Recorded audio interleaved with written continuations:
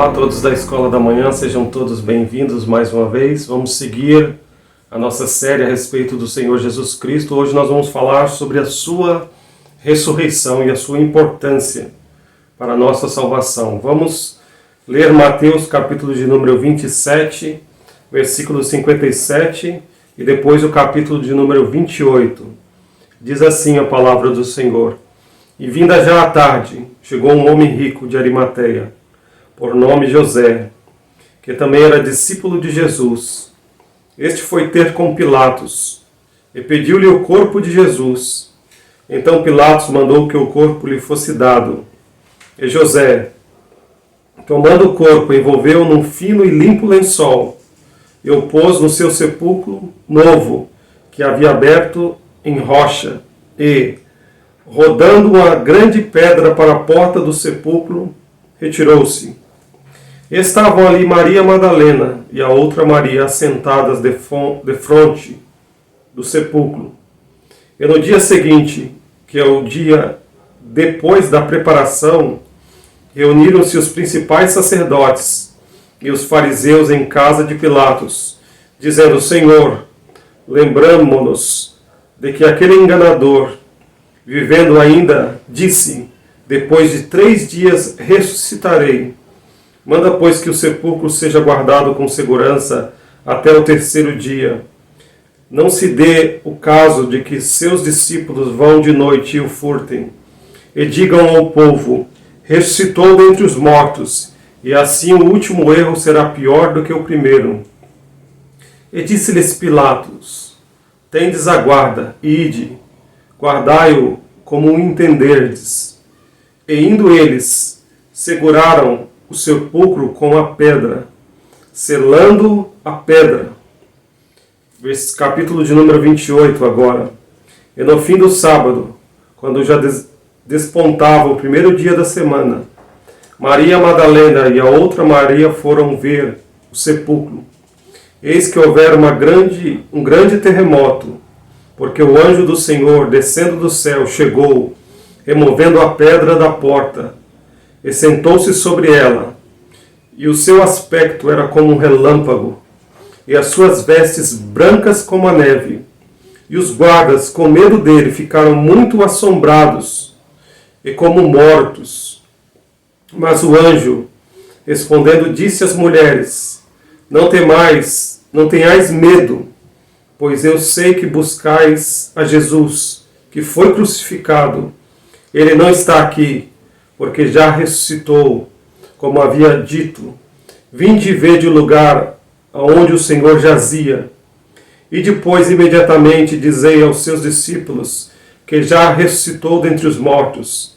E eis que ele vai adiante de vós para a Galiléia, e ali o vereis. Eis que eu vou-lo tenho dito. E saindo elas apressadamente do sepulcro, com temor e grande alegria, correram a anunciá-lo aos seus discípulos. E indo elas a dar as boas novas aos seus discípulos, eis que Jesus lhes sai ao encontro, dizendo: eu vos saúdo. E elas, chegando, abraçaram os seus pés e o adoraram. Então Jesus disse-lhes: não temais, ide, dizer aos meus irmãos que vão a Galiléia, e lá me verão.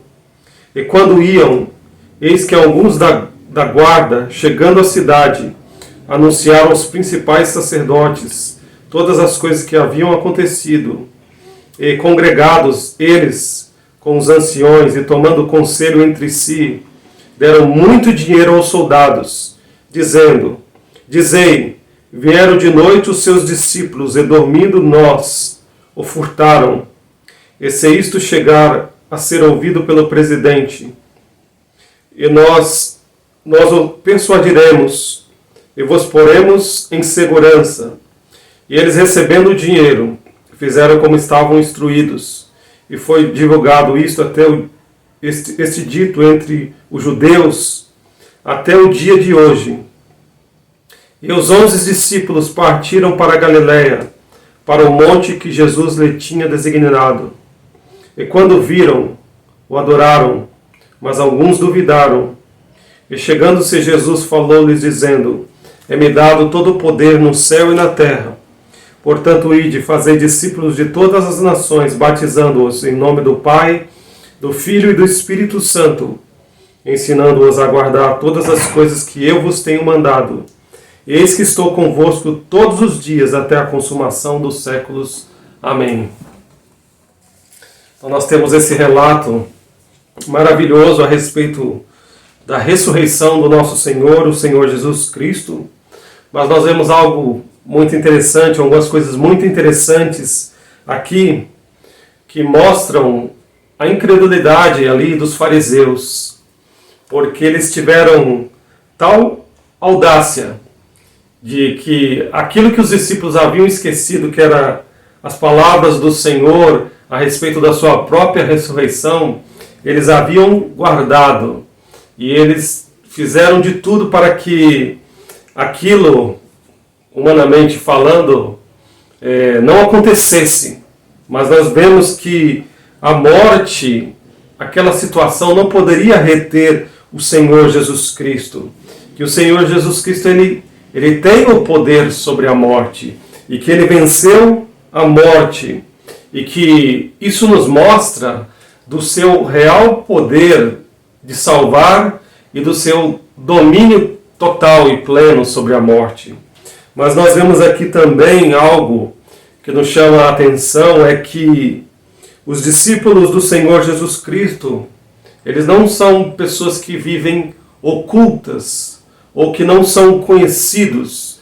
Talvez algumas pessoas que nós conhecemos ou que nós tenhamos conhecido durante a nossa caminhada cristã, talvez nós nunca soubemos que tal pessoa era crente, ou talvez em algum momento, por alguma situação, a gente acabou descobrindo que tal pessoa era crente ou se dizia evangélica. Mas nós vemos aqui, através desse relato, que os discípulos verdadeiros de Jesus Cristo, eles se manifestam.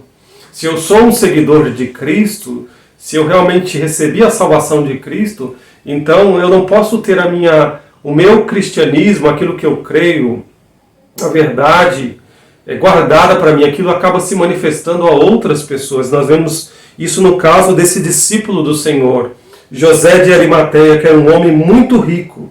E nós vemos a sua coragem, a sua ousadia de ir até Pilatos e pedir ali o corpo do Senhor Jesus Cristo e colocá-lo ali um sepulcro novo, porque o Senhor Jesus Cristo, como ele havia dito, ele não tinha morada e tampouco ele tinha um sepulcro. E nós também vemos aqui a devoção dessas mulheres. Essas mulheres, enquanto muitos dos discípulos abandonaram e muitos deixaram ao Senhor ali, nós vemos que essas mulheres permaneceram leais a Cristo. E nós vemos o testemunho delas, elas foram as primeiras a ver o Senhor Jesus Cristo ressurreto. Pense que maravilha, foram essas mulheres que viram pela primeira vez o Senhor ressurreto com o seu corpo glorificado. Nós imaginamos que numa sociedade como era a antiga, o testemunho de mulheres não valia muita coisa. E a Bíblia preserva esse relato, porque é um relato verdadeiro, e se alguém quisesse inventar uma história de que Cristo havia ressuscitado, com certeza não colocaria o testemunho de mulheres, porque o testemunho de mulheres naquela época não era aceito. Então isso é mais uma prova da veracidade das Escrituras e do grande amor do Senhor Jesus Cristo para com aquelas mulheres que ele tirou de uma vida de pecado e ele salvou. E nós vemos esse grande amor que essas mulheres que foram tão grandemente salvas pelo Senhor Jesus Cristo demonstravam para com ele. Mas nós também vemos o ódio dos fariseus, que se lembraram da palavra do Senhor Jesus Cristo quando os discípulos haviam esquecido, e eles poderiam pensar, nós lendo esse relato, eu fiquei imaginando, se Jesus Cristo ressuscitasse, ele vindo dos mortos, então realmente ele é o Filho de Deus, ele realmente é aquilo que ele falou que ele era, mas você veja até onde a incredulidade pode levar o ser humano. Porque Eles não estavam preocupados com isso, eles se lembraram disso, mas eles não queriam que isso acontecesse. Eles não queriam que de fato Jesus Cristo fosse aquilo que ele dizia que ele era, o Filho de Deus.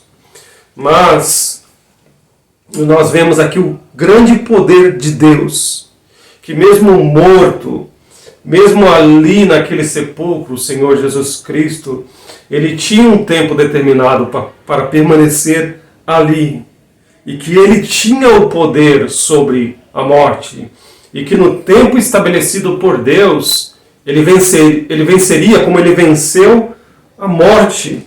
E nós vemos ali como esses fariseus, eles tentando fazer ou tentando manipular toda aquela situação, eles foram a Pilatos, ele lhes concedeu a guarda, aqueles guardas ficaram à entrada do sepulcro, mas nós vemos que nada disso adiantou. Nada disso. O anjo desceu ali, removeu a pedra e o Senhor Jesus Cristo saiu vitorioso sobre a morte. Então nós temos muitas coisas já, só nessas coisas que eu falei aqui, para meditar, para pensar a respeito do Senhor Jesus Cristo, a respeito desse relato. Talvez nós, ou muitos de nós, estejamos sendo bombardeados já na escola ou com amigos, a respeito da veracidade desse relato.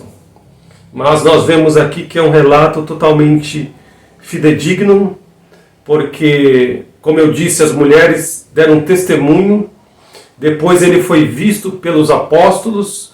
O livro de Atos fala, em alguma passagem, Paulo fala que ele foi visto por mais de 500 irmãos, ele foi visto por Paulo, ele foi visto por Estevão.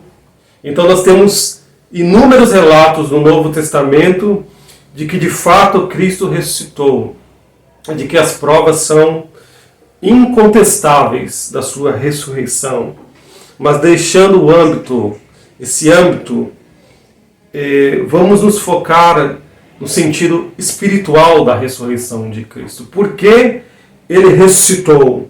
Ele ressuscitou primeiramente para vencer o pecado, porque ele de fato entregou a sua vida no lugar de pecadores. E ele levantou pelo seu próprio poder, pela sua própria autoridade. E nós vemos ali que quando aquele anjo desceu e removeu a pedra, e aqueles soldados ficaram amedrontados, nós vemos que aquele anjo anunciou ali: ele não está aqui, porque já ressuscitou. E fala: por que buscais, lá em Lucas diz, o vivente entre os mortos? Interessante, né? Como facilmente nós nos esquecemos da palavra de Deus, daquilo que é pregado. Por isso que precisa ser repetido, precisa ser trazido de novo à nossa mente, à nossa lembrança. Por que buscais o vivente entre os mortos? Eles deveriam se lembrar que Cristo havia dito que no terceiro dia ele ressuscitaria, né? Ele ressuscitaria. Então era algo que havia escapado da sua mente. E Jesus não estava mais ali, ele não deveria estar mais ali, porque ele já havia ressuscitado. Elas não deveriam buscar o Filho de Deus, o Todo-Poderoso, numa tumba no terceiro dia, se ele havia dito que ele haveria de ressuscitar. E nós vemos também aqui, mais uma vez, essa aparição a estas mulheres. Nós vemos também que ele aparece e mostra provas incontestáveis da sua ressurreição, aqueles discípulos no caminho de Emaús, e muitas outras pessoas viram, como nós nos referimos, o Senhor Jesus Cristo ressurreto. E o que a ressurreição nos ensina, queridos? O que ela nos ensina? O que ela nos traz? Primeiro, a ressurreição nos prova, ou nos mostra que Cristo é o Filho de Deus, e que ele tem todo o poder no céu e na terra, como nós lemos, e que ele voltou vitorioso, ele triunfou sobre a morte, e de que um dia todos os grandes, poderosos, sejam pequenos ou grandes soldados estarão diante dele. Então, Jesus Cristo, ele ressuscitou e ele provou ser o Filho de Deus, a única fonte de vida eterna, e de que ele um dia irá julgar o mundo. Isso nos prova também, nos ensina que Cristo é o único Salvador. Ele havia prometido e ele cumpriu as suas promessas. Deus cumpriu as suas promessas em detalhes. Nós vemos a profecia de Gênesis que fala sobre esse momento, de que ele seria ferido em seu calcanhar, referindo-se à sua morte, mas que ele feriria mortalmente a cabeça do diabo, de que ele iria sofrer, mas ele sairia vitorioso, que ele ressuscitaria dentre os mortos e de que ele seria qualificado plenamente como Salvador do seu povo. Nós temos no Antigo Testamento duas classes de textos a respeito do Senhor Jesus Cristo. Um tempo atrás, em nossas aulas, nós meditamos naquelas que são relacionadas ao seu sofrimento, à sua crucificação, mas esse outro bloco de textos, de profecias, são relacionadas à sua glória, ao seu reino, à sua conquista de almas. Então nós vemos isso. A ressurreição nos mostra, nos aponta para este Salvador vitorioso que venceu a morte. E também a ressurreição nos mostra que a sua obra foi um completo sucesso, de que ele de fato ele efetuou na cruz uma eterna salvação, e de todo aquele que todo aquele que chegar nele e confessar os seus pecados e buscar nele salvação, terá a salvação plena e certa. Ele pagou definitivamente, de forma plena, por nossa salvação. E a ressurreição também nos mostra o que acontecerá um dia com aqueles que creem nele. Aqueles que creem em Cristo, como diz a Escritura, o Senhor Jesus Cristo, aquele que crê em mim nunca morrerá, porque ele é a ressurreição e a vida. E um dia todos os crentes, todos os salvos serão ressuscitados juntamente com ele. Terão um corpo novo, um corpo glorificado, e a morte não terá mais domínio, mais poder sobre eles. E o nosso corpo ressurreto será semelhante ao corpo glorioso do Senhor Jesus Cristo. Um corpo glorioso que Cristo nos dará na ressurreição dos mortos. E nós podemos ver tantas maravilhas, mas nós também podemos pensar, nós já somos salvos, nós temos essa viva esperança, nós sabemos que a morte, ela causa uma separação do nosso corpo e a nossa alma, o nosso espírito. Mas nós temos a garantia de que ao morrer nós estaremos na presença do Senhor e de que em seu retorno glorioso nós teremos um corpo glorificado, um corpo glorioso, semelhante ao do Senhor, porque o corpo do Senhor Jesus Cristo é um corpo de glória, é um corpo que não morre, é um corpo onde a morte não tem poder mais. Você tem essa esperança? Logicamente nós não seremos pequenos deuses, ou deuses como ele é Deus, mas nós teremos um corpo glorificado, um corpo glorioso, um corpo cheio de glória. Será que a morte terá sobre você um dano terrível? Porque a morte, ela mostra que existe algo de errado conosco. Ela mostra que nós transgredimos contra Deus, que nós pecamos contra Ele. A morte nos separa dos nossos entes queridos, das pessoas que nós amamos. Mas aquele que está em Cristo, quando ele morre, ele está na presença de Deus e um dia receberá um corpo glorificado. Mas e aqueles que morrem sem salvação? Qual será o seu destino? O seu destino é de dor, é de agonia. E nós rogamos a você e perguntamos para você: o que de fato esse ensino importa para você? Você tem essas verdades em seu coração, em sua vida? Você já abraçou o Senhor Jesus Cristo como seu único, suficiente Salvador? Se sim, então confie nele, descanse nele. Nós vivemos em um período complicado de nossa história, mas aquele que tem a salvação em Cristo, ele descansa nessa verdade. Porque nem a morte, nem a vida, nem os anjos, nem os principados, como diz o apóstolo Paulo, nem alguma outra criatura, nesse século ou no futuro, poderá nos separar do amor de Deus que está em Cristo Jesus, o nosso Senhor. O Senhor Jesus Cristo, ele ressuscitou, ele venceu a morte, ele pagou pelos nossos pecados, ele foi colocado por Deus como o único meio de salvação.